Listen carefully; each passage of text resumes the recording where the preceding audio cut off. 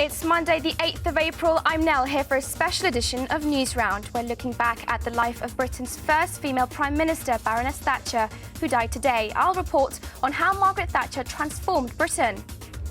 And I'm live in Westminster, where tributes are pouring in from around the world.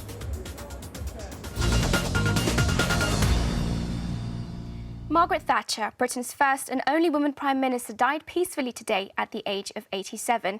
Lady Thatcher ran the country between 1979 and 1990, and her impact is still being felt across the world today.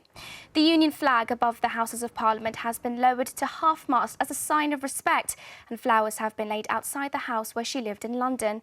The Prime Minister, David Cameron, said this statement outside Downing Street in the past hour. Today we lost a great leader, a great Prime Minister and a great Britain. Margaret Thatcher didn't just lead our country, she saved our country. And we should never forget that the odds were stacked against her. She was the shopkeeper's daughter from Grantham who made it all the way to the highest office in the land. So, what did Lady Thatcher do that made her such an important figure? Well, I've been looking into it. 30-odd years ago, not many people thought a woman would ever run the country, including Margaret Thatcher herself. I don't think that there will be a woman Prime Minister in my lifetime. But in 1979, she made history by being elected Prime Minister, and over the next 11 years, she transformed Britain. Right from the start, Margaret Thatcher divided opinion. She wanted to make big changes to the way the country was run. She wanted private companies and people to run things instead of officials because she believed they'd be run better, and sold off things owned by the government like British Gas and BT. Her time as Prime Minister also saw thousands of ordinary people gaining more of a stake in society, being able to buy their own council houses. Her policies also helped make the City of London one of the most successful financial centres in the world. The PM became a hero to many when in 1982 she sent British troops to defend the Falklands. The tiny islands 8,000 miles away in the South Atlantic Sea had been invaded by Argentina. Although hundreds of lives were lost, the victory was celebrated on the streets back home. But though she had many supporters, some of the changes she introduced were very unpopular. In 1984, thousands of miners protested for a whole year against her plans to shut down lots of coal mines and cut lots of jobs. And in 1990, there was fighting on the streets of London because of a tax, the poll tax, that people thought hit the poor harder than the rich. Margaret Thatcher was thought to have survived on just 4 hours sleep a night and got the nickname the Iron Lady for being tough and sticking to her decisions. The ladies not for turning.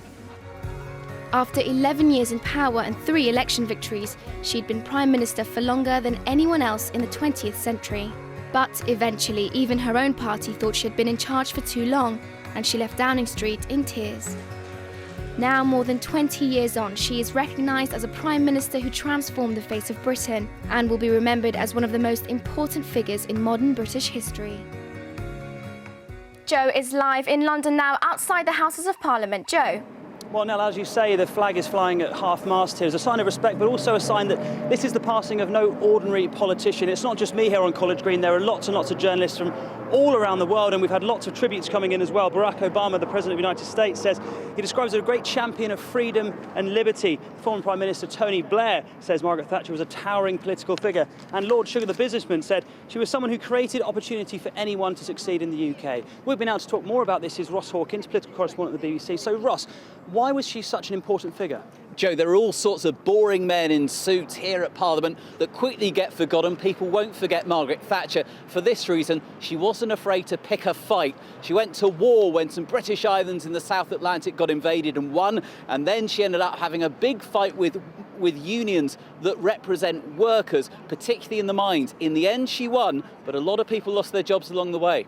So we know as a leader, she was described as the Iron Lady. What was she like as a person? Oh, she was tough, but then she could surprise people by being kind. She'd be in number 10 Downing Street at a late-night negotiation. She'd pop upstairs and make everyone a cup of tea. But in the end, she got so rude to some of the people who were working closely with her, they got sick of her. And it wasn't the voters, it was them, her colleagues in the Conservative Party, who in the end threw her out.